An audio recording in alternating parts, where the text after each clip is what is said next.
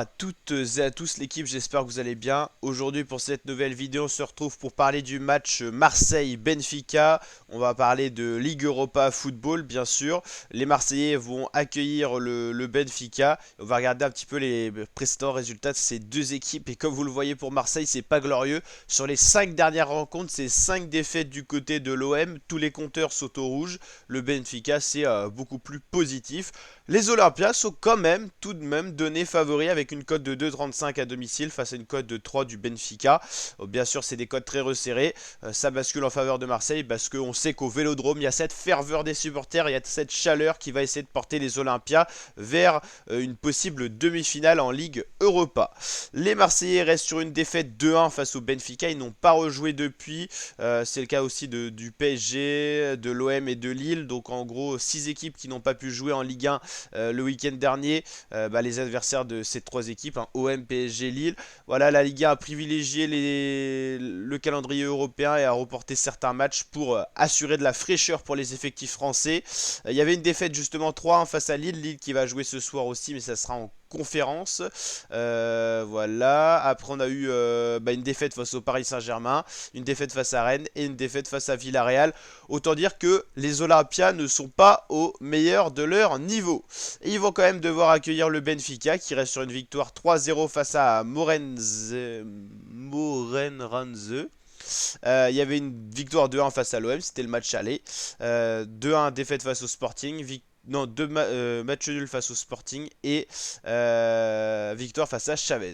Alors en gros pour résumer, au match aller, les Olympiens ont perdu 2 buts à 1. Donc ils doivent impérativement au moins gagner par un but d'avance. Et puis pour se qualifier directement dans les 90 premières minutes, mettre 2 buts d'écart au Benfica.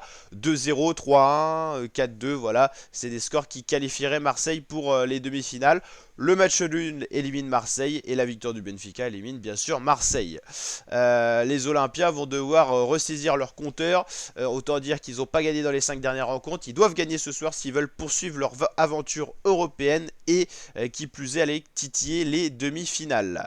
Se joueront également les 3 autres rencontres des quarts de finale de cette Ligue Europa ce soir. C'est tous les matchs en même temps. C'est pas comme la Ligue des Champions, il y a 2 soirées. La Ligue Europa, il y a une soirée.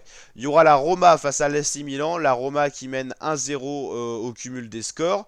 Les Marseillais donc, qui perdent de 1 but pour le cumul des scores, hein, 1-2. C'est un peu comme le schéma des autres équipes françaises, hein. Paris par exemple qui s'est qualifié pour les demi-finales de la Ligue des Champions perdait d'un but au match aller, mais on sait que ça peut basculer au match retour, d'où l'intérêt des matchs aller-retour. Et Lille pareil, ils ont perdu leur match aller. Est-ce qu'ils seront capables de gagner leur match retour? On verra ça aussi en parallèle sur la chaîne YouTube. Pour la Ligue Europa, toujours, West Ham est mené de 2 buts à 0 face au Bayern Leverkusen. Le Bayern Leverkusen qui a d'ailleurs été sacré champion d'Allemagne, si je dis pas en bêtises, en Bundesliga. Ils ont surdominé cette saison. Ouais, on va y arriver. Leverkusen, voilà. Et l'Atalanta qui a surpris Liverpool 3-0 et qui plus est va accueillir Liverpool ce soir. Donc on a eu des surprises, hein. Grosse surprise, c'était l'Atalanta qui avait déposé Liverpool à domicile, pourtant pour Liverpool. On va voir s'ils sont capables de confirmer ce soir, au moins de garder assez d'écart face à Liverpool pour passer en demi. Ça serait une surprise d'éliminer Liverpool en quart.